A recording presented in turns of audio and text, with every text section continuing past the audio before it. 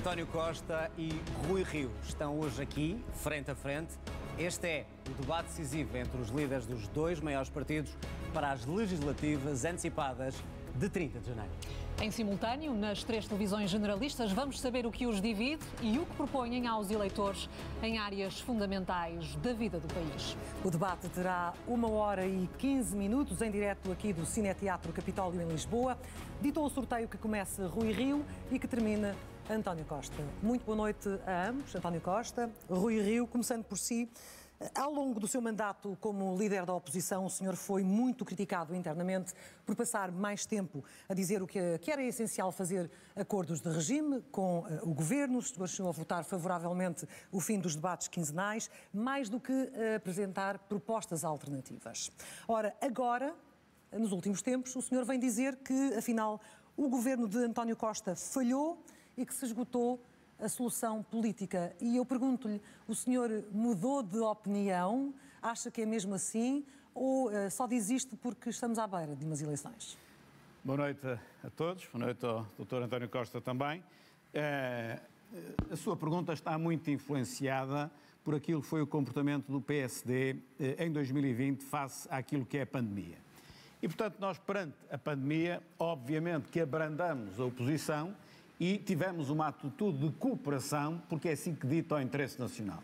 E eu não estou nada arrependido disso, faria rigorosamente o contrário. Agora, não é verdade que antes disso e depois disso nós não tínhamos apresentado diversas propostas alternativas, fosse em sede orçamental, fosse noutras sedes. Nós acabamos por não entregar uma revisão da Constituição, porque a Assembleia fechou, mas nós apresentamos uma revisão da Constituição, nós apresentamos um projeto de alteração do sistema eleitoral, nós apresentamos uma série de propostas em sede do Orçamento do Estado, nós apresentamos um guião para a reforma da Justiça que entregamos a todos os líderes dos partidos com representação parlamentar na altura.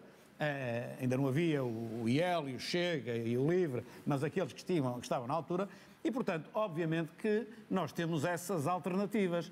Simplesmente nós também fazemos uma oposição civilizada. Há um tempo para tudo, há um tempo para nós estarmos a fazer uma oposição construtiva, ou seja, em prol do país, e depois há um tempo que é este que agora temos, o tempo antes de eleições, onde nós temos de marcar as diferenças, porque os eleitores têm de saber qual é a diferença entre o PS e qual é a diferença entre o PSD. Mas o senhor diz que ele falhou. A expressão foi que ele falhou. E sim. Falhou em quê? O que é que destacava no principal falhanço deste governo?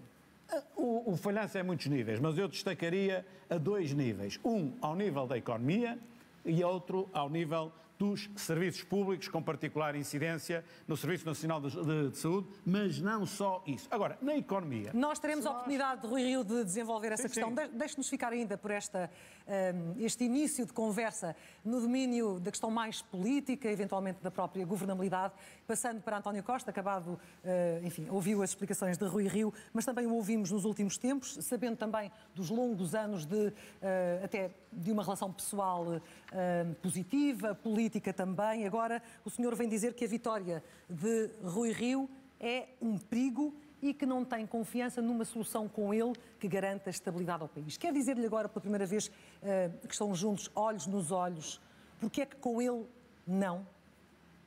Muito boa noite a quem está a moderar, aos senhores telespectadores e também ao doutor Rui Rio.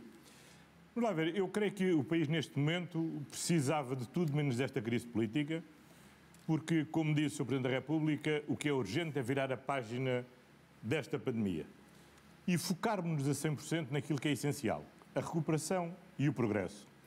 E a recuperação e o progresso do ponto de vista económico e do ponto de vista social. Nós, felizmente, já conseguimos retomar uma taxa de desemprego ao nível em que estávamos antes da crise. Nós já conseguimos ter as empresas portuguesas a exportarem mais do que exportavam em 2019.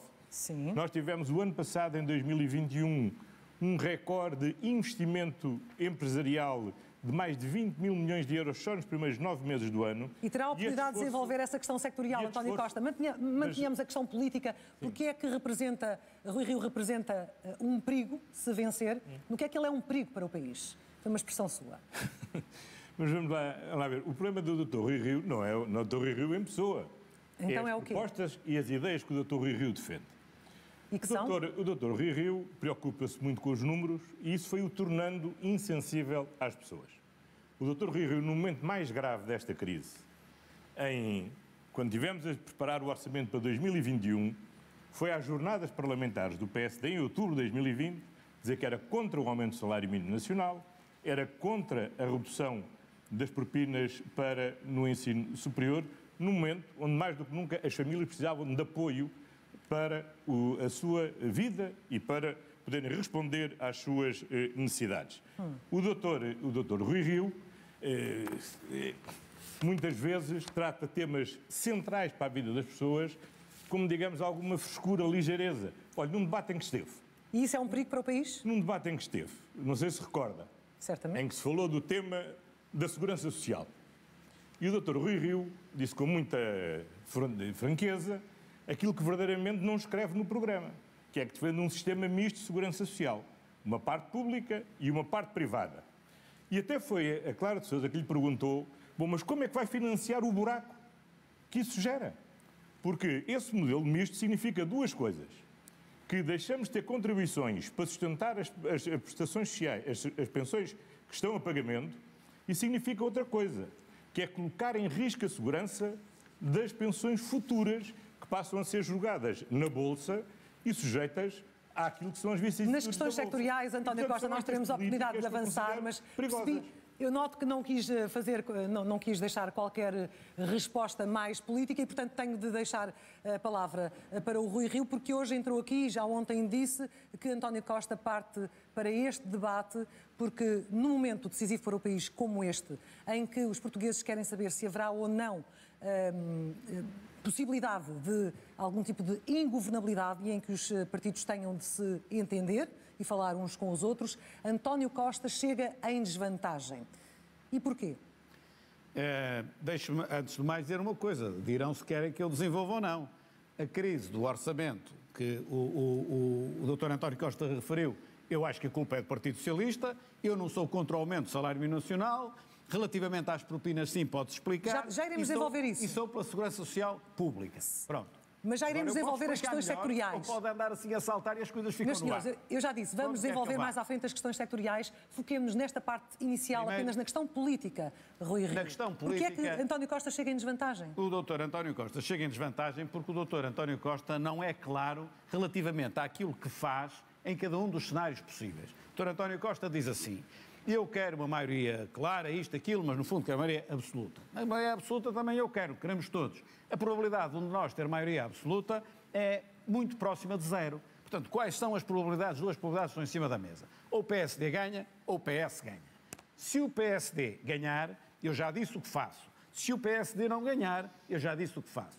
O Dr. António Costa diz, se eu ganhar, se o PSD ganhar, já é claro. Sai, porque esteve 6 anos como Primeiro-Ministro, não o querem mais, sai.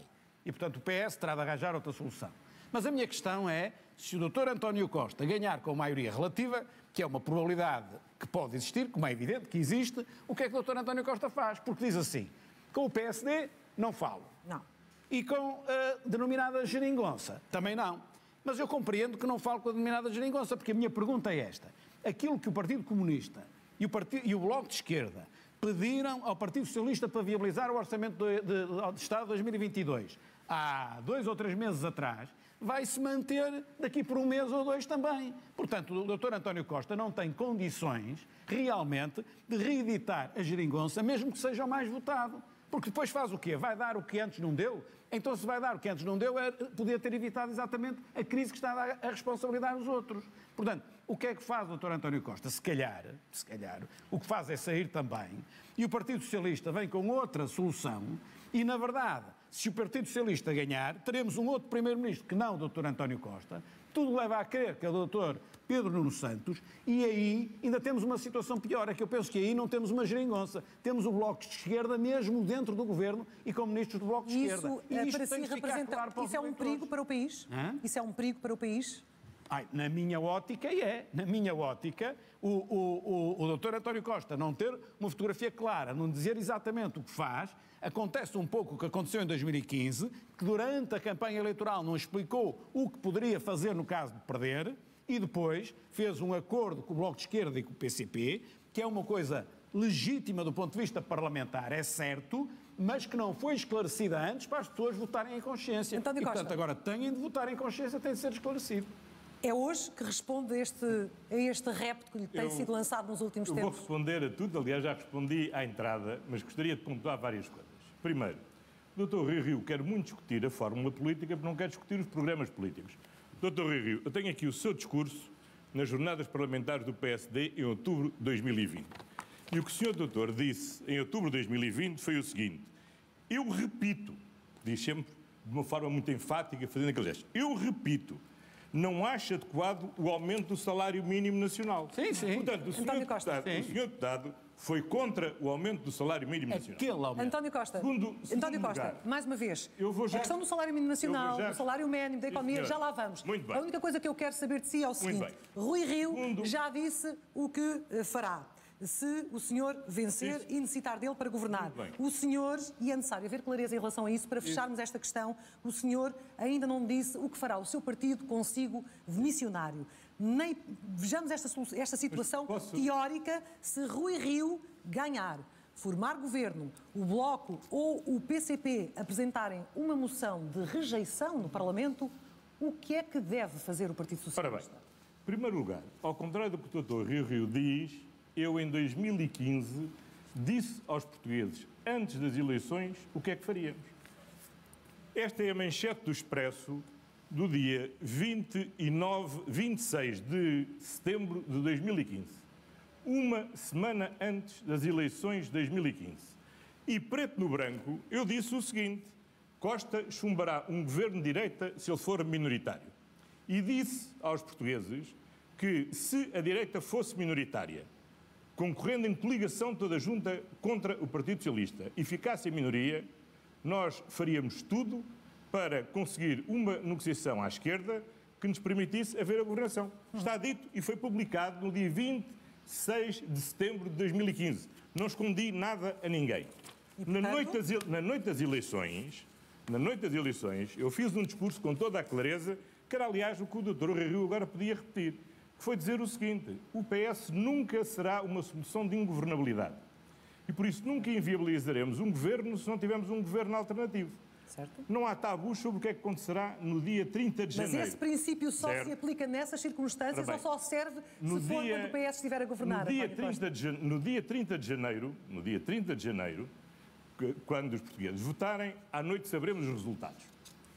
O resultado que eu considero desejável para o país ter uma estabilidade com uma maioria do Partido Socialista.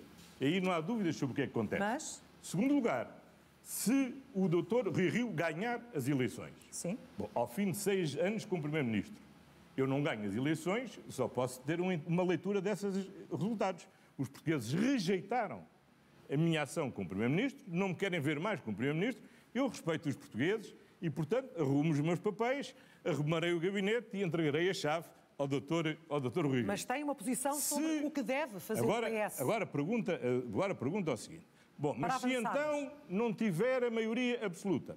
Bom, se não tiver a maioria absoluta, eu não viro as costas aos portugueses, eu não viro as costas a Portugal, eu não viro as costas à necessidade de enfrentar esta crise. E, portanto, teremos que fazer aquilo que é necessário fazer quando não há maioria, que é conversar com os partidos na Assembleia da República e, ou no modelo clássico, como existiu, por exemplo, no primeiro governo do engenheiro Guterres, onde diploma a diploma íamos negociando. O Dr. Rui Rio era deputado nessa altura, eu era Ministro de Assuntos Parlamentares, sei como é que foi difícil, levava mais tempo, mas foi possível, não era a solução desejável. Ou então, nós não conhecemos a aritmética do que vai resultar dessas eleições. O senhor continua sem se comprometer com uma solução que não aquela que seja o PS. Vamos lá ver se eu já tenho sido... Porque já perdemos muito tempo nesta questão e o senhor não respondeu. Mas não fui eu que puxei a questão. Agora, tenho que deixar explicar. A solução que temos tido até agora de manutenção da geringonça, essa manifestamente nas atuais circunstâncias não é possível. Agora, nós não conhecemos os resultados que vamos ter nas eleições. Eu não me esqueço, por exemplo, que houve um partido que, juntamente com o PS, não contribuiu para esta crise, que foi o PAN. Eu não sei qual é a representação parlamentar que o PAN vai ter nestas eleições. Portanto, A solução, eu nunca voltarei as costas aos portugueses. Desde que não perca as eleições, eu cá estou para encontrar uma boa solução. Esperar para ver. Vamos avançar para Vamos então avançar e vamos aos vossos programas. Proponho que comecemos pelos impostos. E, Rui Rio, olhando para o relógio, como está em desvantagem, vou começar por si. E talvez aquele imposto que diz mais a todos nós. Em termos genéricos, os senhores falam nos vossos programas, o PS fala em ajustamentos ao IRS, o PSD em rever substancialmente os impostos. Comecemos então pelo IRS. Rui Rio, no seu programa promete reduzir o IRS de forma faseada e poupar 800 milhões de euros. De qualquer maneira, lendo com atenção o programa, vimos que é só no final da legislatura, 25 e 26. A minha pergunta é porquê esperar 2 anos numa altura em que é nesta altura que as famílias mais aflitas estão e que necessitariam dessa redução? Pois bem, se nós olharmos àquilo que foi a governação do país, e nós podemos ir, e devíamos ir até 1995, porque de 95 até hoje o Partido Socialista governou praticamente o tempo todo, só 7 anos é que fomos nós, e desses 7 anos, 4 com o programa da Troika, que foi negociado e assinado pelo Partido Socialista. Se nós olharmos àquilo que foi esta política económica, nós verificamos que há uma degradação dos rácios todos e que Portugal se tem atrasado imenso na Europa e está cada vez mais a caminho da Europa, da cauda da Europa. Então, temos de fazer diferente, porque senão vamos mesmo para a cauda da Europa. Um dos aspectos nucleares é a questão da carga fiscal. Ora bom, e a política económica que segue o Partido Socialista desde 95 e particularmente neste século é uma política económica que distribui e espera que a distribuição, que a procura, vá gerar oferta. Ora bom, a procura gera, agora isto é uma questão muito técnica, gerava oferta quando as economias estavam fechadas, hoje estão abertas, gera oferta. Vamos ao IRS diretamente. E, portanto, aquilo que nós temos de fazer é mudar o modelo. Apostar primeiro na produção, ou seja, nas exportações e no investimento, e então depois distribuirmos o que tivermos para distribuir, que foi a riqueza adicional que criamos. Portanto, está confiante que precisa de 2 anos para poder baixar o IRS. Por isso estou a responder exatamente à sua questão, só que não é com bitite, desculpe o termo, é com sustentabilidade. Por isso é que nós entendemos que, em primeiro lugar, temos de tratar do lado da produção, ou seja, das empresas, são elas que criam emprego e que pagam os melhores salários que nós queremos que sejam pagos, e por isso nós damos um empurrão no sentido positivo às empresas através da redução do IRC nos 2 primeiros anos e depois nos 2 seguintes a redução do IRS. Se eu quisesse ganhar as eleições mais rapidamente, em vez de olhar para o futuro do país, fazia ao contrário. Mas o contrário era, de certa forma, persistir na política do Partido Socialista, que deu os resultados que nós sabemos, em que até os antigos países de leste, né, antigos países comunistas, países pobres que entraram para a União Europeia, depois de Portugal, muitos deles já nos ultrapassaram. E isso é que eu não quero exatamente o contrário. E, portanto, IRS só nos 2 últimos anos da legislatura, se for Primeiro-Ministro. Ou se muda, claro, na prioridade, primeiro, criação de riqueza, depois distribuição, claro. Porque quero o futuro dos portugueses, não quero só o amanhã. António Costa, a mesma pergunta, mas olhando para o programa do Governo, se o PS voltar ao Governo, o IRS vai diminuir este ano, a propósito do desdobramento dos escalões previsto no orçamento que foi chumbado. Isso significa uma poupança de 150 milhões de euros para as famílias, já o disse. Eu pergunto-lhe se acha que o PSD está a ser demasiado ambicioso quando fala numa redução e numa poupança de 800 milhões, ou a pergunta também porque é que o PS não pode acompanhar esta promessa. Ora bem, eu apresento-me a estas eleições não só como programa do Governo, mas como um orçamento de Estado para aprovar imediatamente a seguir ao Governo entrar em funções. No dia em que terminar a discussão do programa do Governo, nós apresentaremos na Assembleia da República o Orçamento de Estado para 2022. E o Orçamento de Estado para 2022 vem reduzir o IRS, desde logo de 170 mil famílias que ficam isentas do pagamento de IRS, vem reduzir o IRS das famílias da classe média, com o desdobramento do 3º e do 6º escalão, vai reduzir o IRS das famílias com filhos, com o aumento da adoção, e, portanto, não é algo que acontecerá eventualmente em 2025 ou 2026, como propõe o Dr. Rui Rio, tem um efeito imediato. Segundo lugar, eu tenho um balanço para apresentar em matéria de redução de fiscalidade. Porque o PSD fala muito de choque fiscal, mas sempre que chega ao Governo, o que faz é um brutal aumento de impostos. Eu vou-vos dar dois números, se me permitem. No conjunto das medidas adotadas até agora, desde o Orçamento de 2016 até o Orçamento de 2021, as empresas portuguesas já pouparam 3.294 milhões de euros, o que em termos efetivos equivaleria a redução em 3 pontos percentuais da taxa do IRC. Também. Quanto ao IRS, o conjunto das famílias portuguesas, entre o fim da sobretaxa, já ninguém se lembra, entre o desdobramento que fizemos dos escalões em 2018, entre o aumento das deduções, as famílias portuguesas já pouparam nestes 6 anos 6.772 milhões de euros. Mas vamos olhar para o futuro. Para o futuro, o que está aqui... Ou seja, é só para esse orçamento que tem na mão ou é para os anos seguintes também? A redução do IRS. O orçamento que temos na mão significa que já este ano as pessoas começarão a poupar. E significa que vamos prosseguir esta trajetória.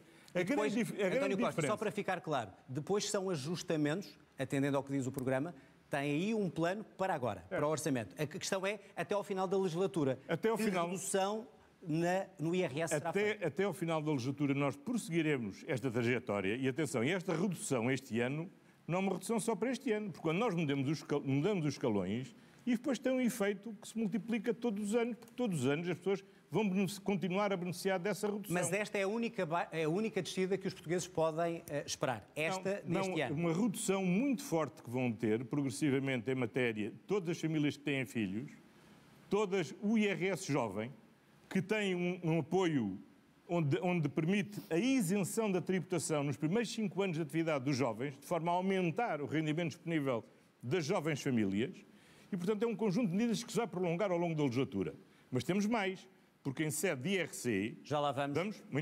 Deixe-me só balancear aqui um bocadinho o tempo. Rui Rio, vamos então ao IRC, até porque já começou a falar dele. Sim. O senhor propõe reduzir, palavras do programa, substancialmente o IRC, de 21% para 17%, mas tenho aqui uma dúvida. Não me parece fazer aqui uma distinção sobre que empresas devem ou não beneficiar desta redução de IRC. Eu pergunto-lhe se é uma aplicação cega da redução da taxa de IRC a todas as empresas e se não deveria ser feita uma distinção, ou seja, reduzir o IRC a empresas que criam mais riqueza, melhores salários, mais investimento com o ambiente. Não há aqui uma aplicação cega? Não, reduzimos a taxa de IRC de 21 para 17 e depois, primeiro 21 para 19, 19 para 17 e reduzimos a taxa reduzida do IRC de 17 para 13, que é para empresas que têm até 25 mil euros de lucro e vamos alargar para 100 mil euros de lucro para as empresas do interior do país.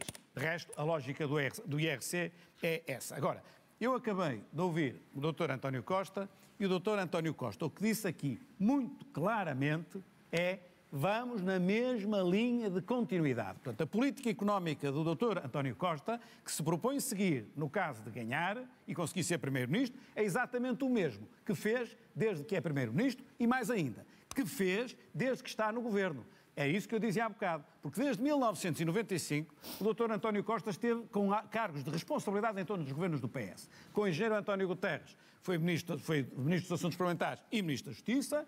Depois, com o engenheiro José Sócrates, foi Ministro da Administração Interna e número 2 do Governo, e agora é número 1 do Governo.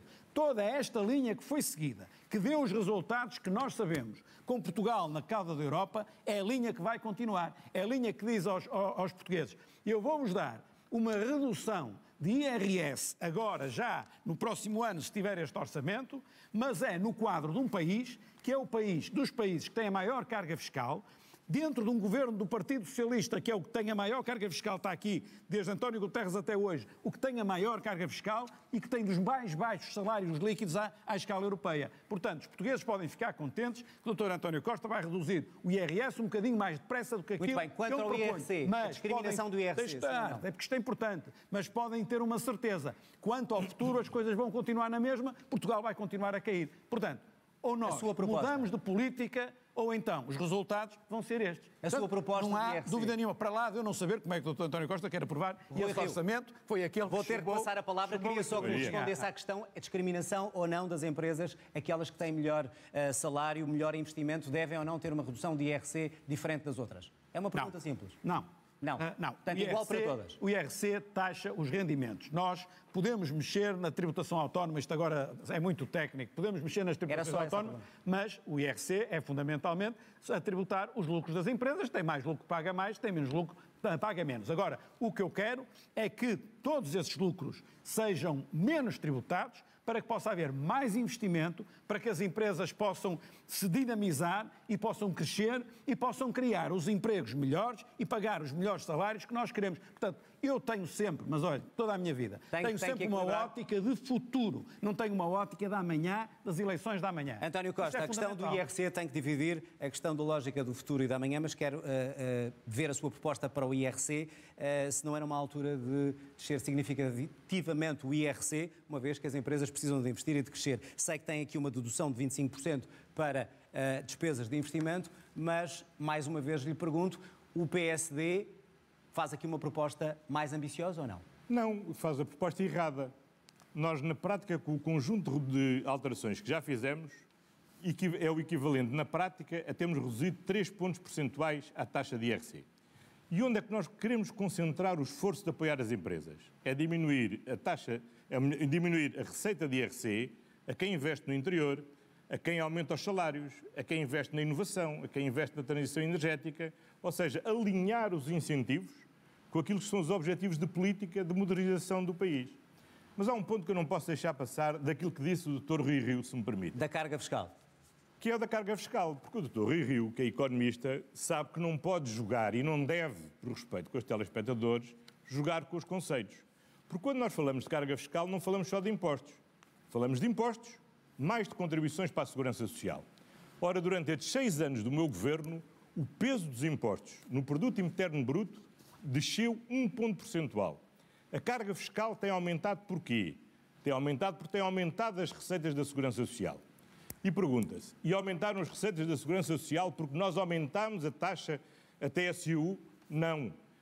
As receitas da Segurança Social estão a aumentar porque o desemprego caiu para metade, de 12,5% para 6,1%, porque felizmente os rendimentos, não tanto como todos desejávamos, mas os rendimentos têm vindo a aumentar e com isso aumentam as receitas da Segurança Social.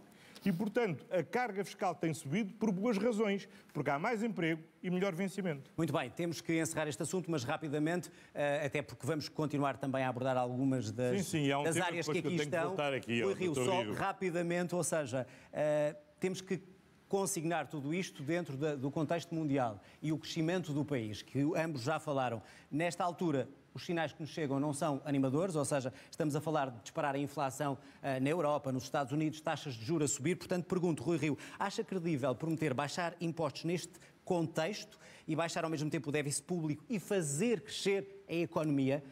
Eu sei que precisaria de muito tempo, mas isto tem que ser rápido. Eu faço isto rápido. O nosso quadro macroeconómico, aquilo que nós apresentamos, o PS não apresenta quadro macroeconómico nenhum, o nosso quadro macroeconómico assenta nas projeções do Conselho das Finanças Públicas. Portanto, não somos nós, é o Conselho das Finanças Públicas. E o Conselho das Finanças Públicas é na base das políticas invariantes, ou seja, se nada mudar, fica assim. Como nós mudamos, adicionamos algum crescimento, porque é essa justamente a nossa política, mas não muito. Passamos de um aumento de receita de 14 mil e tal milhões de euros para 17 Temos de ser mais breve. E se correr mal? A questão é muito simples. Se correr mal, atendendo a tudo o que acontece no mundo. Explico muito rapidamente. Aquilo que nós temos à nossa disposição em 2026, face ao que temos agora, são mais 17.300 milhões de euros por crescimento económico, assente no quadro macroeconómico da Conselho de Finanças Públicas. E então é assim, 11,5% para reduzir os impostos, 23% para reduzir o déficit, 65,5% Isso é num plano bom. Nominal da despesa. Isso é num plano Prevemos isto se houver a normalidade. Se a normalidade para cima, se correr melhor, fazemos mais, 11,5% vale mais. Se houver para baixo, fazemos menos, 11,5% vale menos. Mais claro, não posso... Tenho mesmo que encerrar, António Costa. Estamos ainda, disse várias vezes, no círculo virtuoso do crescimento da economia. Eu pergunto-lhe, com toda esta conjectura internacional, acredita que estamos neste círculo virtuoso? E vai conseguir fazer aquilo que eu acho que com as políticas certas, sim, e garantindo confiança às pessoas e às empresas, sim. O que não incute confiança às pessoas é a discurso do Dr. Rui Rio. Permitam-me dizer o seguinte, o Dr. Rui Rio diz agora com este ar veemente, se o nosso objetivo é que vamos reduzir os impostos em 11,5%. Ora, com o mesmo ar veemente, ainda há 2 anos, num debate como este, o Dr. Rui Rio dizia assim, vamos reduzir os impostos em 25%. Vamos aumentar a despesa pública só 50%. Este ano já é 65,5%. Ou seja, em 2 anos, O Dr. Rui Rio perdeu metade da vontade de reduzir impostos. Temos que fechar, António Já Costa. aumentou a vontade em 30% de aumentar a despesa A minha pergunta pública. não era essa, era sobre o círculo virtuoso. Vamos lá ver, para sermos rigorosos não basta pôr o ar, não basta fazer os gestos. É preciso as pessoas terem efetivamente memória do que disseram. E o Dr. Rui Rio não pode vir 2 anos depois fazer uma redistribuição dos 17 mil milhões de euros de que fala que vamos ter até 2023, ignorando completamente o que disse ainda há 2 anos António atrás Costa, vou ter mesmo que o com os interromper. 15 mil milhões de euros temos que que previa ter encerrar até este assunto. 2023. 10 segundos. 10 segundos, porque senão não Sabem o que é continuamos. que aconteceu nestes 2 anos? Então diga lá. Tivemos uma pandemia. E, portanto, as condições económicas são completamente diferentes. Acabaram- A dívida pública é acabaram diferente. 10 segundos. Finalmente reconhece que tivemos uma pandemia. Eu não era sério se viesse dizer as mesmas coisas com uma situação Muito completamente bem, meus senhores, acabaram os 10 segundos, vamos Meus avançar. senhores, quanto isto. o que pagamos de impostos mexe com os nossos rendimentos e há diferenças naquilo que cada um propõe para fazer aumentar os salários. É por aí que levamos agora o nosso debate. Já aqui foi evocado o salário mínimo. Vamos começar por aí. Rui Rio, um parágrafo apenas no programa eleitoral do PSD sobre o salário mínimo. Defende que é em sede de concertação social que o tema deve ser decidido e que deve estar em linha com a inflação, mais os ganhos de produtividade. Isto quer dizer que, se for Primeiro-Ministro Rui Rio, não haverá aumentos do salário mínimo por iniciativa do Governo? Não. Isto quer dizer que, se eu for Primeiro-Ministro, haverá aumentos do salário mínimo. Os aumentos do salário mínimo terão em conta a inflação e os ganhos de produtividade. E depois eu entendo que, acima disso, deve haver mais um bocadinho, e esse mais um bocadinho é que deve ser decidido em concertação social. Agora, aquilo que eu não farei é crescimento do salário mínimo nacional por decreto, acima daquilo que a economia pode, porque, fazendo isso, sabe o que acontece? Acontece o resultado final da governação do Partido Socialista. A mediana dos salários em Portugal, e eu explico já o que é mediana muito fácil, a mediana dos salários em Portugal são 900 euros. Sabe o que é que isto quer dizer? Metade dos portugueses ganha menos de 900 euros e metade dos portugueses ganha mais de 900 euros. É a segunda pior mediana da Europa. Só a Bulgária é que é pior do que nós. É este o país que nós queremos? Um país que efetivamente aumenta mais o salário mínimo, é verdade, mas que depois traz os salários todos, com traz estes o salário aumentos médio. que têm sido feitos É este pelo o Governo país? Socialista? Não concorda? É evidente. Não, É não evidente. considera que eram salários demasiado baixos que não acompanhavam, Ouça, por exemplo, o aumento do custo de vida? Está bem, nós podemos fazer uma vez ou duas, com certeza, mas uma política sustentada disto leva a descer o salário médio, ou seja, os salários descem. E depois as pessoas formam-se, as pessoas estudam, as pessoas querem ter um futuro e o que esperam é um salário de 1.100, 1.200, 1.300 euros e depois nós admiramos que as pessoas imigram. E, portanto, nós hoje temos uma imigração que anda à volta de 84 mil pessoas por ano, formadas por nós, pagas pelo nosso sistema, para que as possamos ter aqui a dinamizar a nossa economia, com mais conhecimento, com produtos com melhor valor acrescentado, podendo pagar melhores salários, e estamos a nivelar os salários por baixo. Porquê? Porque as empresas, quando têm de pagar um salário mínimo para lá daquilo que conseguem, não aumentam os outros salários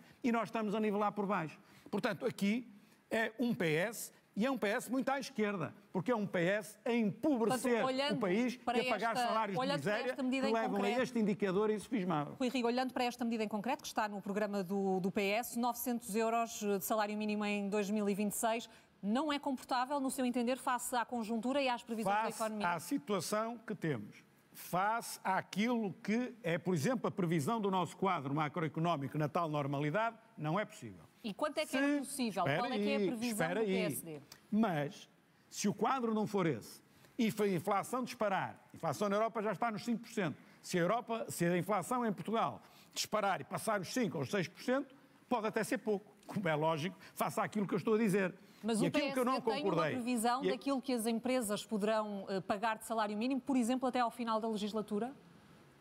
Até ao final da legislatura, o aumento de salário mínimo para 2022 está decidido pelo Governo do Partido Socialista, não há nada a fazer. A minha pergunta vai no sentido de uma previsão do PSD. A mim pode-me perguntar para 2023, para 2022 está em vigor este, e não vai ninguém mudar isso. Mas até ao final da legislatura, da próxima legislatura, ou seja, daqui a 4 anos, tem uma previsão, fez contas em relação àquilo que seria possível às empresas pagarem de salário mínimo? Para isso tenho de saber a taxa. Que os 900 euros à partida não é possível. Tenho de saber a taxa de inflação, para isso tenho de saber os ganhos de produtividade, para isso tenho de saber o que é que se consegue em sede de concertação social subir além disso.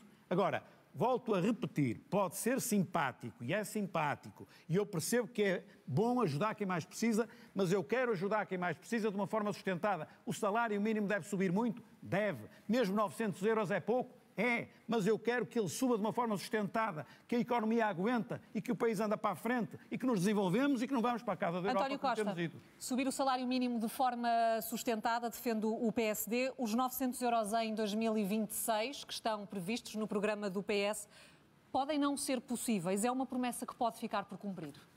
Ora bem, o país precisa de aumentar em geral os seus salários e hoje isto é um grande consenso na sociedade portuguesa, inclusive dos empresários.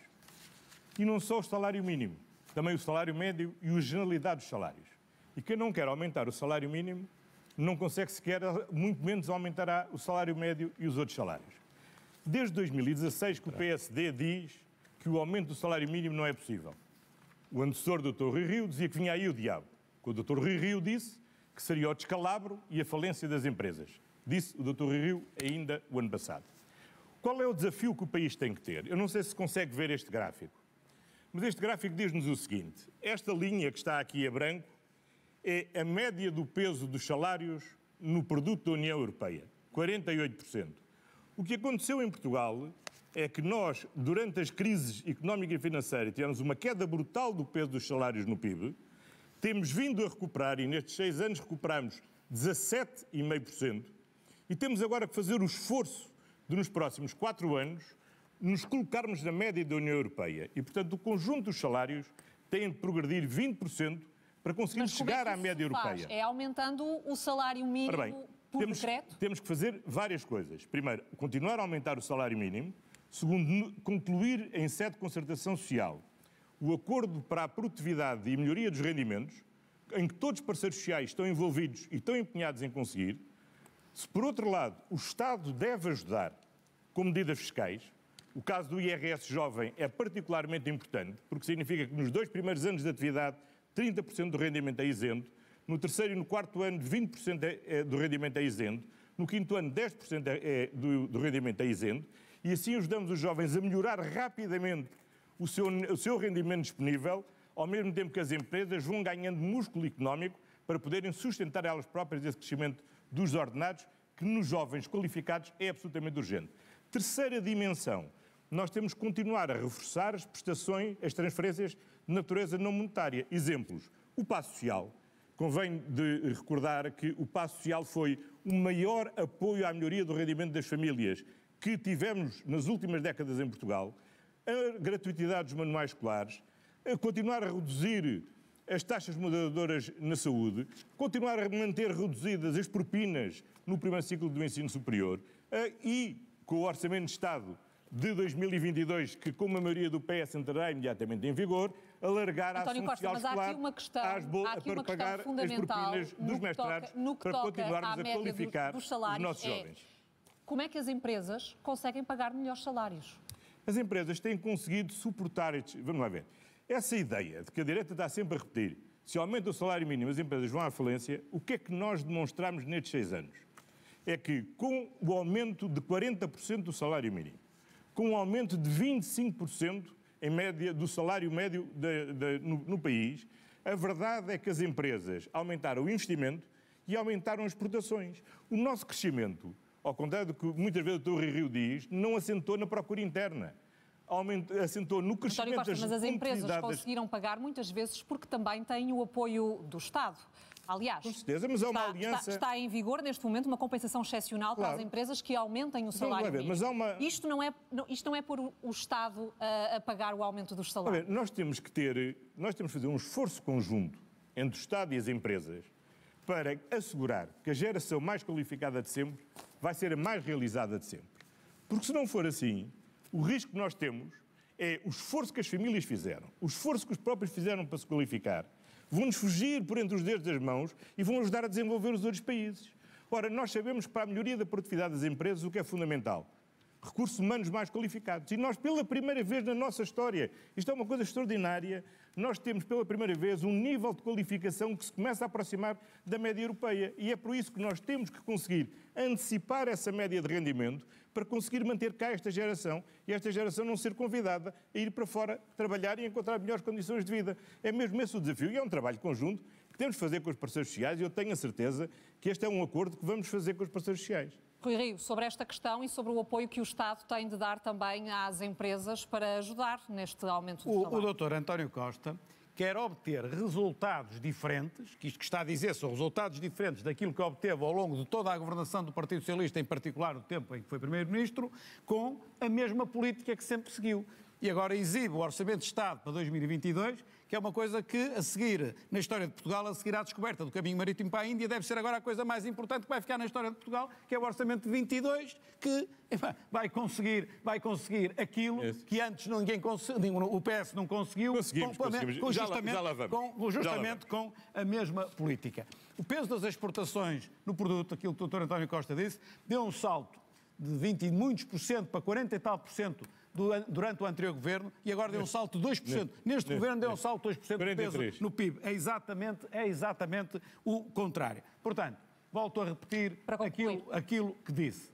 Nós, se queremos obter outros resultados, se queremos que os jovens não imigrem, que o Dr. António Costa já andou 6 anos, eles imigraram, mas agora, com o Orçamento de 22, eles vão deixar de imigrar, porque fazendo a mesma coisa, eles vão deixar de imigrar. Não vão.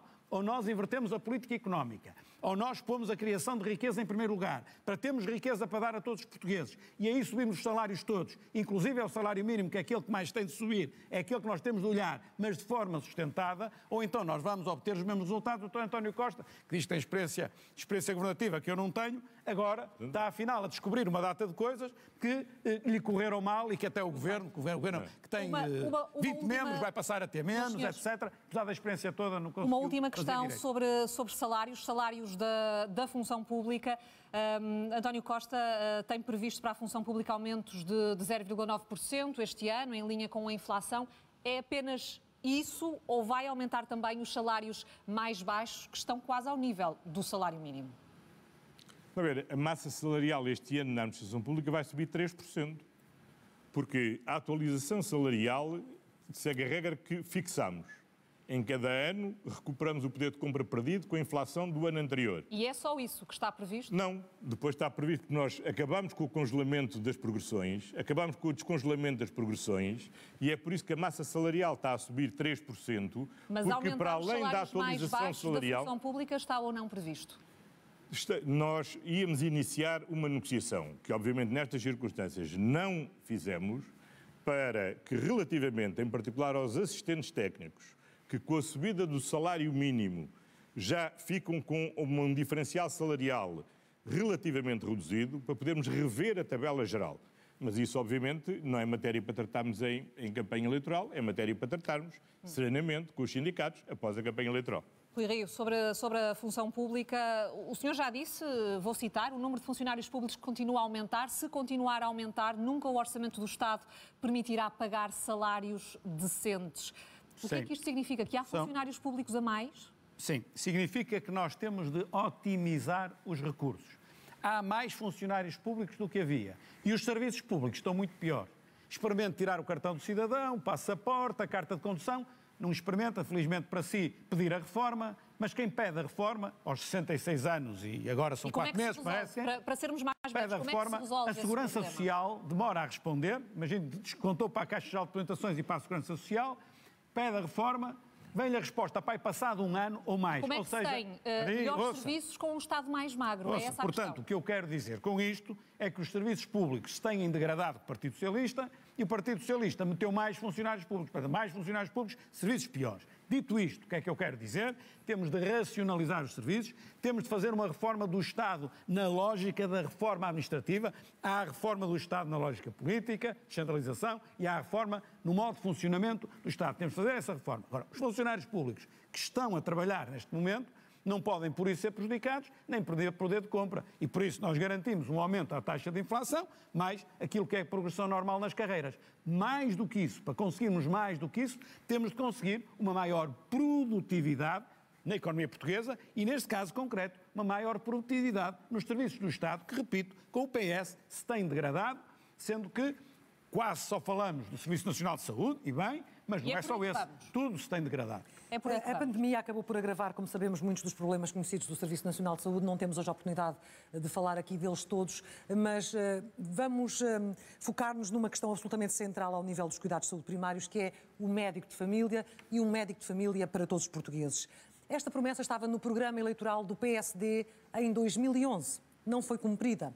Entrou no programa eleitoral do PS em 2015. Não foi cumprida. O senhor tem-na no seu programa eleitoral, já o tinha em 2019 e tem-na agora de novo em 2022.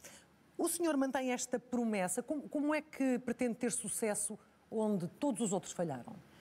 Olha, se me permite, eu respondo a isso de uma forma integrada para ficar tudo claro. Nós não estamos aqui num debate entre dois potenciais ministros da Saúde, dois potenciais primeiros-ministros, portanto, as linhas gerais, que é isso que, efetivamente... Mas estão aqui para dar respostas às pessoas. E as linhas gerais, uma das linhas gerais é essa, é a questão dos médicos de família.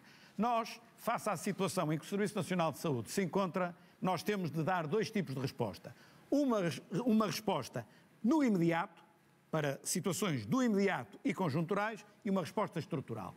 Na resposta do imediato, uma das falhas que há é a falta de médico de família para mais de 1 milhão de portugueses, uma promessa não cumprida pelo governo do Dr. António Costa, e aí nós, para resolver o problema das listas de espera e dos médicos de família, temos duas ações pontuais. Listas de espera, dinamizar o denominado SIGIC, para as cirurgias e para as consultas de especialidade. O que é que isto quer dizer? Quer dizer que se o hospital a que eu pertenço, do Serviço Nacional de Saúde, não me consegue fazer a cirurgia em tempo aceitável, tem de me dar um voucher, tem de me dar uma autorização para eu, com aquela autorização, ir a um outro hospital privado, fazer a cirurgia, ter a consulta e o hospital de origem paga. Para cirurgias hoje já existe. Já existe, mas não está devidamente dinamizado. Deram um empurrãozinho maior agora este ano, mas não tem funcionado. Portanto, mas isto, vamos lá ver uma coisa, isto não é solução.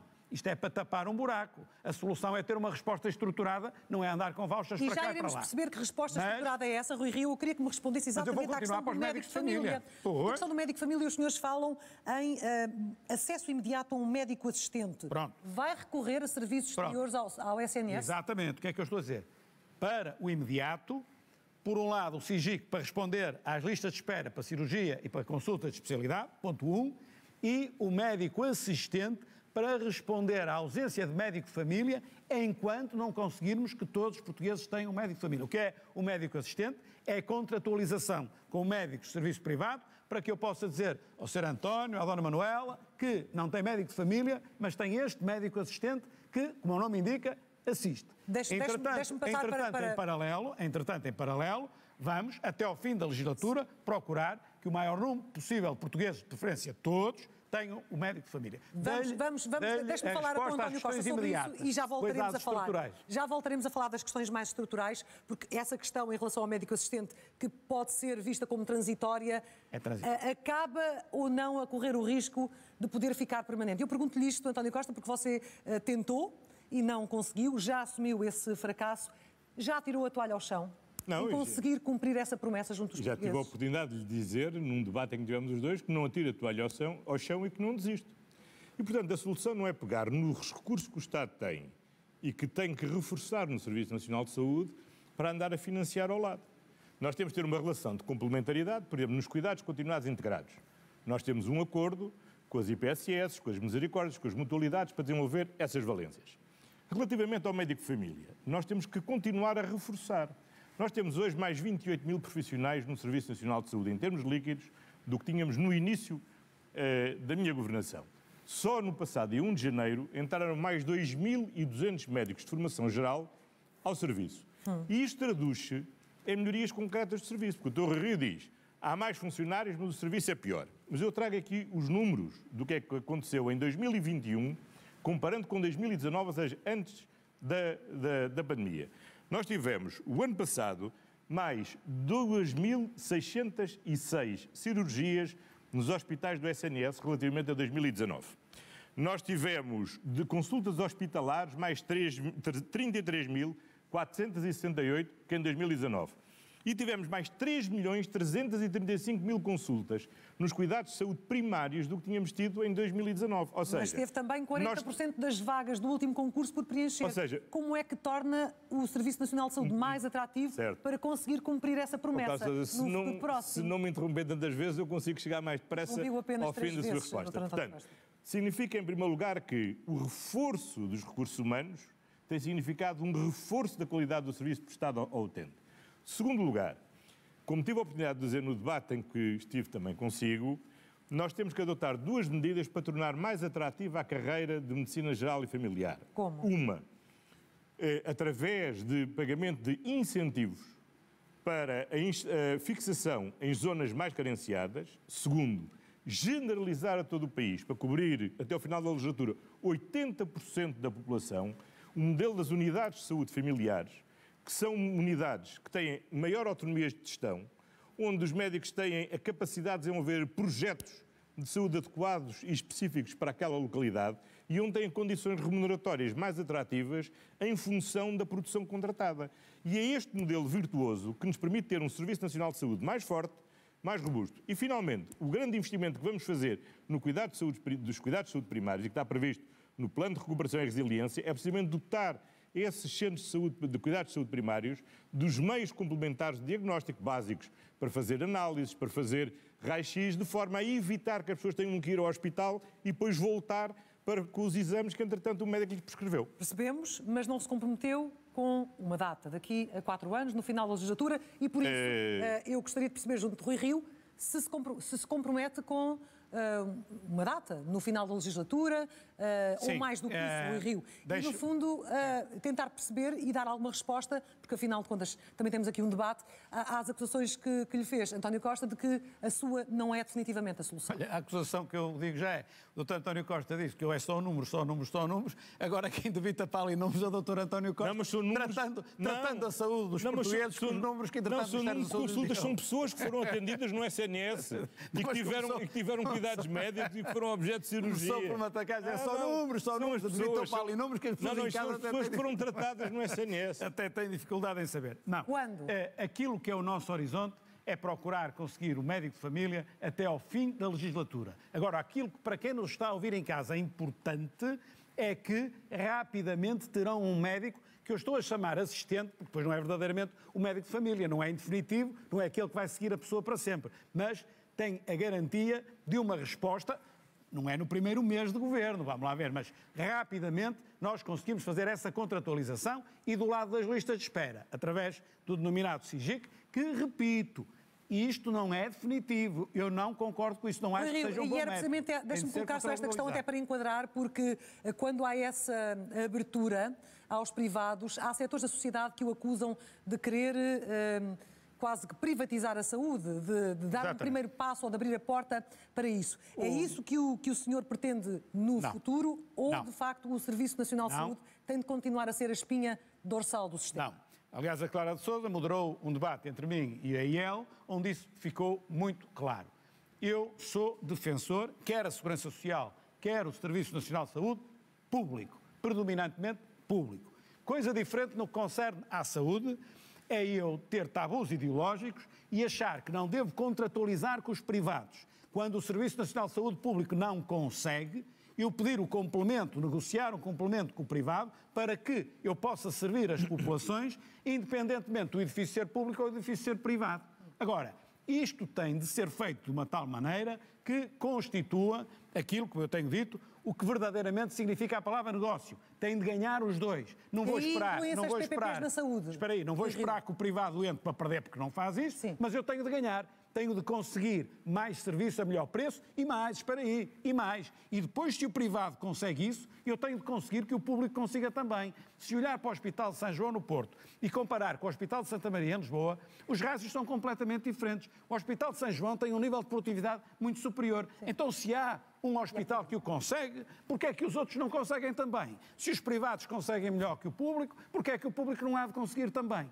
E isto é que nós temos de conseguir, isto é que nós temos de exigir. Portanto, fazemos a parceria público-privada sempre que necessário para o Estado ficar a ganhar, sabendo que o privado também ganha, mas depois isso também obrigar a que os rastros de produtividade seja em quantidade, seja em qualidade, sejam uniformes para o público ou privado. O público não tem que ser pior que o privado. Como é que reage, António Costa, a esta questão do viés ideológico? Eu, em primeiro lugar, gostaria de chamar a atenção que o Hospital de São João nem é privado, nem é gerido em PPP. Não, estou a comparar dois públicos. É gerido, é um hospital público. Estou a comparar dois públicos. Portanto, só demonstra que não é pelo facto de ser privado ou de ser público que pode ser melhor. E gerido por um Presidente do ou pior, Conselho de Administração, que é do PS, foi Secretário de Estado. Não, foi meu Secretário de Estado. Exatamente. Foi meu Secretário de Estado. Não me custa nada elogiar. Não, muito Quando bem. é verdade, é verdade. Só para demonstrar isso. Agora, em matéria de público e privado, ainda bem que o Dr. Rui Rio há pouco falou da revisão constitucional. Porque o Dr. Rui Rio tem falado há muito tempo da revisão constitucional, nunca a apresentou, mas agora apresentou umas folhinhas que designou de linhas, melhorar a nossa Constituição, mas linhas gerais. E sobre saúde diz uma coisa muito interessante. Porque podia deixar simplesmente estar o que está pacificamente na Constituição há muito tempo, que é que temos um sistema de saúde público, universal e tendencialmente gratuito. Diz o quê? Quer mudar. E diz assim, acesso a cuidados de saúde do Serviço Nacional de Saúde não pode, em caso algum, ser recusado por insuficiência de meios económicos. Parece tudo bem. Agora, porquê é que, em vez de dizer que é tendencialmente gratuito, vem dizer que não é recusado por razões económicas? Só há uma explicação. É que pretendem que a classe média, que hoje beneficia de ser tendencialmente gratuito, tenha que passar a pagar os cuidados de saúde. Ou então não se justifica qualquer alteração à Constituição. Mas já agora eu gostaria de saber o que é que o Dr. Rio me esclareça. Pode responder. Que é para eu não estar aqui em nenhum equívoco sobre esta matéria. Até lhe devo dizer que isso foi um debate, esse artigo em concreto foi um debate que na Comissão de Revisão Constitucional Interna tivemos e chegamos à conclusão que esta é uma formulação mais adequada do que o tendencialmente gratuito, porque ele deve ser tendencialmente gratuito, mas nós temos de distinguir entre aqueles que podem e aqueles que não podem. E nesse sentido, nós dizemos, por insuficiência económica, ninguém em Portugal pode deixar de ser tratado e pode deixar de ser tratado com qualidade. A diferença, dir-me-á, é muito grande, não é muito grande. Mas há aqui uma nuance que nós entendemos ideologicamente como correta. Pois é, mas é que essa bravata ideológica tem grandes consequências.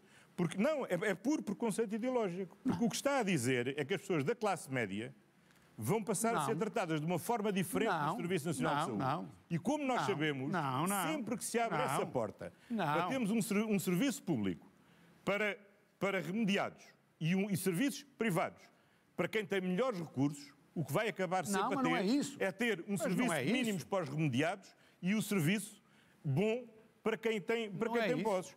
Sr. Rui Rio, desculpe lá uma coisa. Porque não é isso, a verdade não é essa. Não, é essa. A realidade não é essa. É que quem tem condições, a classe média, deixa de beneficiar de um serviço tendencialmente gratuito e passa a pagar. É isso que os senhores querem abrir aqui a porta. Olha, aliás, é pela mesma razão. Então, diga lá que não explica para fechar o tema, porque temos avançado e para esclarecer uma vez por todas esta questão. Aliás, é saber se vão passar a pagar ou se vão continuar a seja claro. O que pagam hoje com a fraca resposta que dá o Serviço Nacional de Saúde. Como sabe, há mais de 4 milhões de portugueses que têm... Doutor Rio, depois do que o Serviço Nacional de Saúde fez pelos nossos compatriotas ao longo destes 2 anos de pandemia, podes falar dessa forma do Serviço Nacional de Saúde? Doutor Rio, por amor de Deus.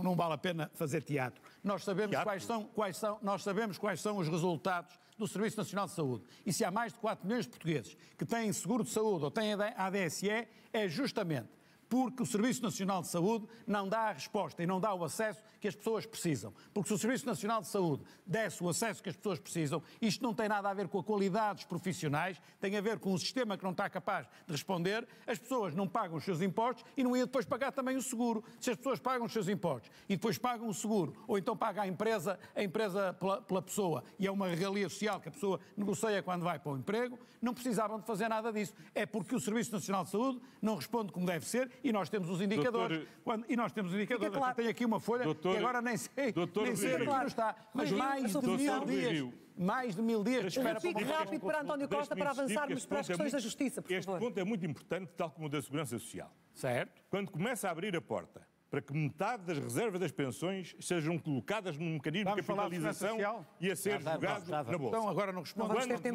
Quando começa a desistir de melhorar a qualidade do Serviço Nacional de Saúde, porque eu sei que o Serviço Nacional de Saúde é muito bom, compara com o melhor ao nível mundial, mas que temos de continuar a fazer o esforço de continuar a melhorar. Esse é um desafio constante. Meus senhores, vamos avançar, até porque temos 15 minutos até ao final do debate. Nas condições de trabalho dos recursos humanos, nas condições da população para atender, mas isso significa continuar a fazer investimento. Muito bem. O senhor deputado reside no Porto. Vamos concluir este tema, por favor. Só terminar. O senhor deputado reside no Porto. Uma das grandes ambições da cidade do Porto, há décadas, era ter o centro materno-infantil precisamente no São João. O famoso Joãozinho. Foi um investimento que foi feito por este Governo, pelo Serviço Nacional de Saúde, para continuar a melhorar. Se for hoje ao Hospital de Gaia, está muito diferente do que estava há 4 anos atrás. Uma parte outra parte vai continuar a obra. O que não podemos é parar. Eu não desisto de continuar a melhorar. Desta questão. Só um aspecto. 10 segundos mais uma vez, como pediu. Doutor António Costa está a querer confundir a qualidade dos profissionais no Serviço Nacional de Saúde com o acesso que as pessoas têm à qualidade desses profissionais. São coisas muito bem. Vamos olhar para outra questão. E o acesso melhora passando a ser pago pela classe média. Vamos olhar, senhores, proponho que olhemos agora para a justiça.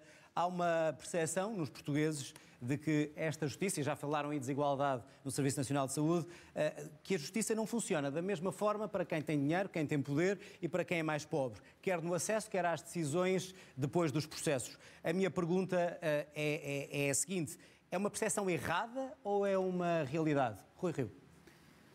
Não é percepção errada nenhuma, infelizmente é uma realidade. A capacidade que a Justiça neste momento tem de responder às necessidades do país é fraquíssima. Nós conhecemos a morosidade na Justiça. Nos tribunais administrativos e fiscais, uma sentença dificilmente demora menos de 15 anos a transitar em julgado. Nós conhecemos a morosidade da Justiça em casos de alta gravidade, mesmo na parte penal. Nós conhecemos os julgamentos populares que são feitos por quebra de segredo de justiça, que é crime. Nós conhecemos ou temos percepção da alta corrupção que existe em Portugal e a Justiça não tem estado capaz de lhe pôr cobro. Aliás, eu vejo às vezes agentes da Justiça a criticar a corrupção. Pois tudo bem, mais do que ele, mais do que qualquer um de nós na política, compete à Justiça justamente combater a Mas aí corrupção. falha para todos ou falha-se mais para alguns do que para outros? Era a minha questão. Se falha mais para uns do que outros, em termos de dinheiro. É evidente que quem tem dinheiro pode contratar melhores advogados, defende-se melhor. Isso tudo bem. Agora, não estou a dizer que o sistema de justiça lá dentro privilegia quem tem dinheiro versus quem não tem. Isso não, por amor de Deus. Eu estou a dizer é que quem tem defende-se naturalmente melhor. Temos prescrições permanentes que as pessoas portuguesas não percebem como é que as pessoas ficam, não vou dizer impunes, porque elas podem ser inocentes, fiquem por julgar. Portanto, o retrato da justiça é mau. Está feito. Eu acho que é mau. Não reconhecermos que ele é mau. António Costa, a mesma pergunta, se é uma percepção errada ou uma realidade esta distinção de que quem tem dinheiro aproveita a forma como a justiça está, quem não tem dinheiro acaba por não ter uma justiça, permita-me, não tão justa. Eu acho que há uma necessidade nacional de nos esforçarmos para reforçar a confiança dos cidadãos na justiça. A justiça são várias realidades. Se nós olharmos para a justiça civil, felizmente, nos últimos 6 anos baixaram 47% das pendências. Se olharmos para a justiça administrativa e fiscal, é verdade, o Dr. Rui Rio tem um nível de pendências dramático e temos que reformar a justiça administrativa e fiscal e é uma das prioridades que temos no nosso programa do Governo. No que diz respeito à justiça penal, ela também é muito desigual. Há processos que são simples e que andam depressa, felizmente. Há processos muito complexos e que se arrastam muito tempo. Houve uma medida fundamental que foi aprovada, aliás, por unanimidade na Assembleia da República, com exceção do Chega, que faltou essa votação, no pacote de luta contra a corrupção, e que contou também com o voto do PSD, e que deu um contributo muito importante para uma maior celeridade, que é a alteração da legislação relativa aos famosos megaprocessos. Agora, o programa do PSD, se me permitem, é um programa muito perigoso relativamente à justiça. E eu escolho bem a palavra quando digo perigoso, porque a maior garantia que nós podemos ter que a justiça é igual para todos é a garantia de que a justiça não é sujeita ao controle do poder político. E o PSD tem 2 propostas no seu programa, página 38, que são muitíssimo perigosas. Uma de que já temos ouvido o Dr. Rui Rio falar várias vezes, que é impor que o poder político tenha a maioria no Conselho Superior do Ministério Público. Ou seja, os políticos passarem a controlar o Ministério Público. Ora, dar força à Polícia Judiciária e respeitar a autonomia do Ministério Público são 2 condições fundamentais para fortalecer o Estado de Direito contra, designadamente, no combate à corrupção.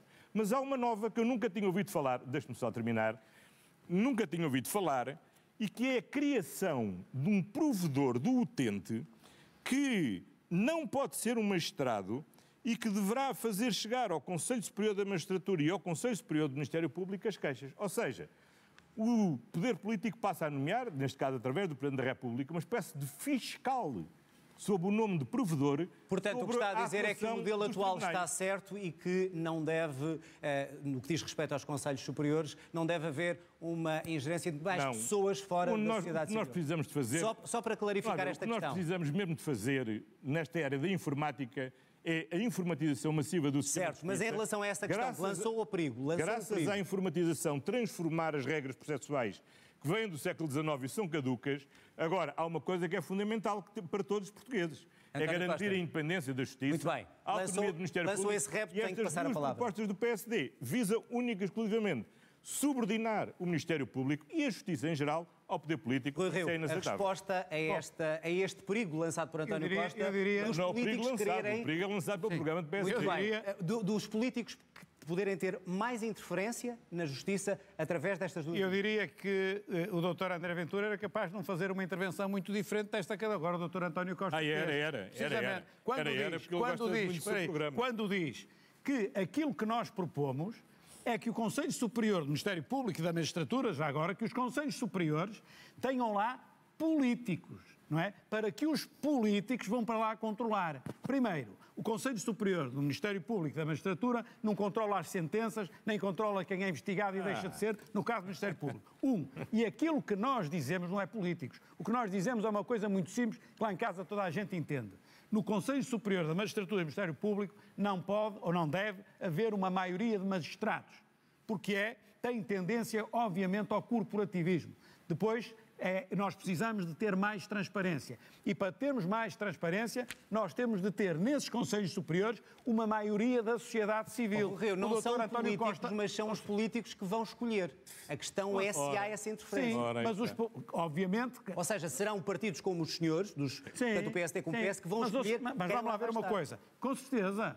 Mas também há normas, e o Dr. António Costa sabe que nós propomos isto, que proíbem que seja nomeado alguém que tenha desempenhado um cargo político, por exemplo, nos últimos 5 anos. Agora, diga-me uma coisa. O Presidente da República não pode nomear para o Conselho Superior da Magistratura porque o Presidente da República é político, porque foi eleito. Que é melhor do que o Presidente da República para nomear portugueses idóneos para ir para o Conselho Superior do Ministério Público ou da Magistratura. Isto é populismo, aquilo que o Dr. António Costa agora aqui vendeu. Foi dizer, ele quer lá meter os políticos, não há que quisesse meter deputados quer ou familiares ou a maioria aquilo. dos magistrados para controlar os magistrados. É aquilo que eu entendo, exatamente, aquilo que eu entendo que é uma norma elementar de transparência é que o órgão que gere a justiça e que tenha a disciplina da justiça, seja no Ministério Público, seja no Conselho Superior da Magistratura, não deve ter uma maioria de juízes para eles não serem juízes em causa própria. Isto é de elementar transparência e é lógico. Quanto ao provedor, o provedor não é nenhum fiscal. O provedor é uma entidade a que os cidadãos se podem dirigir queixando-se das insuficiências da Justiça e da forma como foram tratados na Justiça. É uma forma de nós termos a fotografia ainda melhor do que os cidadãos pensam para melhorar a Justiça. Não é nada disto que o Dr. António Costa responder à questão do populismo e da comparação que fez. Sim, eu vou falar devagar para ver se todos percebem, porque admito que o Dr. Rui Rio tenha aqui uma desvantagem comparativa comigo sobre esta matéria. Em primeiro lugar, no Conselho, entendimento em todas as instâncias internacionais, desde o Conselho da Europa, a Comissão Europeia, todos, que controlar os órgãos de gestão da magistratura é fundamental garantir a sua independência para garantir a independência dos magistrados. Porquê? Porque são estes órgãos de gestão que fazem a avaliação, que fazem as promoções e, portanto, é uma forma indireta de garantir a independência dos magistrados, é precisamente garantir a independência destas instituições. Segundo lugar, há uma grande diferença na Constituição entre a situação do Conselho Superior da Magistratura, dos juízes, e a do Conselho Superior do Ministério Público, os procuradores. Porquê que há essa diferença? Na Constituição, o Conselho Superior da Magistratura já há uma maioria de designação por parte do Presidente da República e da Assembleia da República. Mas há uma enorme diferença, é que a magistratura judicial, cada juiz é independente, não há uma hierarquia. Na magistratura do Ministério Público, porque é que o poder político nunca teve a maioria de poder designar? Por uma razão fundamental, Sr. Deputado Rui Rio. É que a magistratura do Ministério Público é uma magistratura hierarquizada. Muito bem. Para concluir, António Costa. E a questão do corporativismo, aqueles que dizem que isso pode ser corporativismo. Mas não há acusação. Mas vamos lá ver. Já hoje em dia, há representação do poder político nos dois conselhos. O que não existe no Conselho do Ministério Público é uma maioria de representantes do poder político. Muito bem. E porquê é que é perigoso que exista? Porque a autonomia do Ministério Público é a melhor garantia que os cidadãos têm que, se houver alguma suspeita sobre mim, sobre o Dr. Rui Rio, sobre quem quer que seja, o Ministério Público usa toda a sua autonomia, ninguém está acima da lei. E é assim que ficou clara a vossa posição. Os cidadãos podem ter a garantia que a lei é igual para todos e também é assim que eu posso andar de cabeça levantada. Está claro e temos mesmo que avançar. Os portugueses sabem. Muito bem, os 10 segundos do Rui Rio. Os 10 segundos do Rui Rio. Não é porque eu controlo a magistratura. É porque a magistratura independente não tem nenhum facto que leve à minha investigação. Temos que avançar, Rui Rio. Isto é, obviamente, tentar enganar as pessoas, dizer que é meter o poder político no Conselho Superior da Magistratura. Não controlar, e no Conselho. Controlar. Então porque é que quer a maioria? Eu vou dizer mais uma coisa. É que já lá está. Os elementos que eu nomeei, uma parte deles que eu nomeei, que eu indiquei à Assembleia da República para eleger para o Conselho Superior da Magistratura, eu vou-lhe dizer, há pessoas que eu falei com elas uma vez ao telefone, foi para convidar para ir para a lista, que nem conheço de lado nenhum, mas que me indicaram como pessoas capazes para aquele lugar. Portanto, tudo vai também da forma como cada um quer encarar as coisas, quer pôr lá os familiares ou os membros do partido, tenta pôr, se quiser fazer de uma forma séria... Muito bem, meus senhores, temos mesmo que concluir. Pessoas em casa e sabem que já ficou verdade. Não, temos 3 minutos para terminar o programa. Faça só um telefonema ao Dr. Paulo Rangel para ele te explicar porque é que a Comissão Europeia abriu processos contra a Polónia. Meus senhores, acabou, não vamos continuar com esta discussão para podermos falar de mais questões. Vamos continuar com o debate. É um assunto que mexe com o dinheiro de todos nós. A TAP, 3.200 milhões de euros de injeção de capital na transportadora. António Costa pode garantir aos portugueses que o Estado não vai colocar mais dinheiro na TAP, além destes 3.200 milhões aprovados por Bruxelas? Essa foi a garantia precisamente dada pela Comissão Europeia, que escrutinou o processo, reconheceu a viabilidade da companhia nestes termos e, portanto, a companhia estará em condições de, assim que possível, podemos alienar 50% do capital. E há, felizmente, já outras companhias interessadas em adquirir 50% do capital. 50% é tudo o que está previsto de alienação da companhia? Claro, porque como aliás se verificou, se o Estado não tivesse readquirido 50% do capital depois de ele ter sido alienado, já depois da queda do governo de Passos Coelho, quando o Sr. Neilman foi à falência em todo o mundo, a TAP tinha ido para o buraco com o Sr. Neilman. Foi graças ao Estado estar presente, foi graças ao Grupo Barraqueiro estar presente, que nós conseguimos salvar a TAP.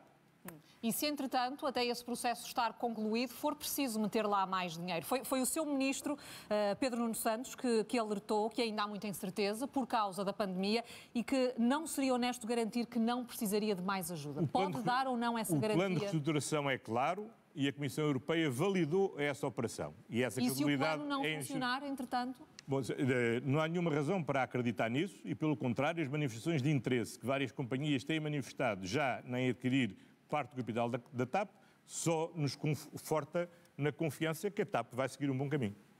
Rui Rio, durante o debate com Francisco Rodrigues dos Santos que admitiu pela primeira vez, foi claro ao dizer que se for Primeiro-Ministro é para privatizar a TAP. Apesar disso não constar do programa eleitoral do PSD, é para privatizar quando? A TAP não devia ter sido nacionalizada, como foi por este governo, aos 50% primeiro e depois... Comprada. A TAP recebe deste governo 3.200 milhões de euros. Há bocado falámos na redução do IRC. Sabe qual é a receita de IRC anual do país? São 5 mil milhões. A TAP recebe 3,2 mil milhões de euros. Isto, obviamente, não é aceitável. Mais ainda, uma empresa que dizem de bandeira, mas apenas serve o aeroporto de Lisboa e não liga nada ao resto dos aeroportos e ao resto de Portugal. E mais ainda, mesmo o aeroporto de Lisboa serve de forma absolutamente, eu estou a medir a palavra, indecente. Sabe o que é que eu tenho aqui? Olha, eu tenho um voo da TAP que faz Madrid-São Francisco. Madrid-São Francisco. E faz escala em Lisboa. Sabe quanto paga ao espanhol? O espanhol paga 190 euros por ir de Madrid a São Francisco com escala em Lisboa. Quanto paga ao português se apanhar o avião em Lisboa para ir para São Francisco? O mesmo avião que vem de Madrid paga 697 euros. É companhia de bandeira, mas é companhia de bandeira espanhola ou de outro país qualquer. E, portanto, quem pagamos já disse que é para somos nós. privatizar E é assim quando, que a TAP, Rui Rio? Quando se concluir este processo de reestruturação, depois de 2025? Isto é revoltante. Isto é admissível. Nós a pormos lá 3.200 milhões de euros, é quase a receita anual do IRC. Não liga ao aeroporto de Faro, não liga ao Funchal, é não para liga ao aeroporto privatizar do Porto. Para concluirmos, Rui Rio, estamos no final do debate e é António Costa que tem de fechar. Isto é gravíssimo, é a minha opinião. Já viu? É para privatizar depois de 2025, 190 euros ao espanhol, o avião para aqui, o português paga 600 e tal euros. É para isto que os portugueses estão a dar os seus impostos a esta empresa como a TAP. E, portanto, se ela fosse privada, fazia aquilo que muito bem entendia. Não tem uma meta para essa privatização, é isso? Não tem uma meta para quando é que avança para essa privatização? A meta é fácil. Meta temporal. A meta é fácil. É o mais depressa possível. Agora, o mais depressa possível não é para amanhã, porque senão vende mal. Não vou vender mal, tenho de vender bem. Mas, obviamente, que assim não é sustentável. Isto não é sério nem é competente. António Costa, deixe-me usar uma expressão sua. Foi por bravata ideológica que o senhor desprivatizou a TAP quando chegou ao governo? Não, primeiro nós não nacionalizamos, nós compramos.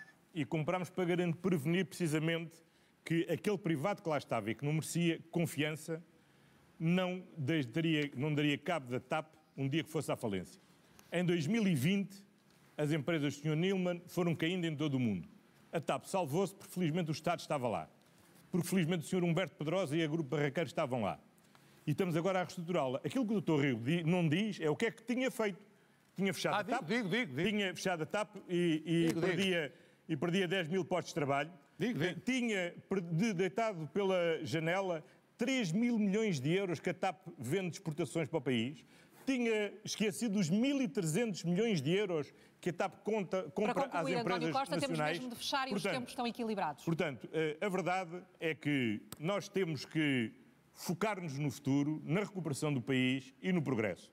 E para isso eu gostaria de terminar chamando a atenção... Rapidamente, António Costa, muito rápido. Que é dizer o seguinte: o Dr. Rui Rio faz uma malandrice habitual, que é procurar diluir os resultados dos últimos 6 anos de governação, falando da média do PIB dos últimos 20 anos, dizendo que há uma estagnação. Ora, a verdade é que nós reviramos a página da estagnação. Desde que eu sou Primeiro-Ministro, o país cresceu em média 2,8% ao ano, contra os 0,4% dos anos anteriores. O ano passado, em 21, já não cresceu temos tempo, António Costa, para isso, nem para revisitar estes números, temos de fechar o debate para não desequilibrar, vou mesmo terminar para dizer o seguinte: Dr. Rui Rio, o senhor que é economista não precisava de recorrer a estas malandrizes para reconhecer o óbvio. Felizmente o país hoje está a crescer mais e melhor do que no investimento e na exportação e na melhoria do rendimento das famílias. Está assim concluído o debate nas televisões entre o secretário-geral do PS e o presidente do PSD. Muito bem, ficaram aqui, como vimos, diferentes modelos de desenvolvimento para o país e o desejo destes dois homens em vencer as eleições com as diferentes...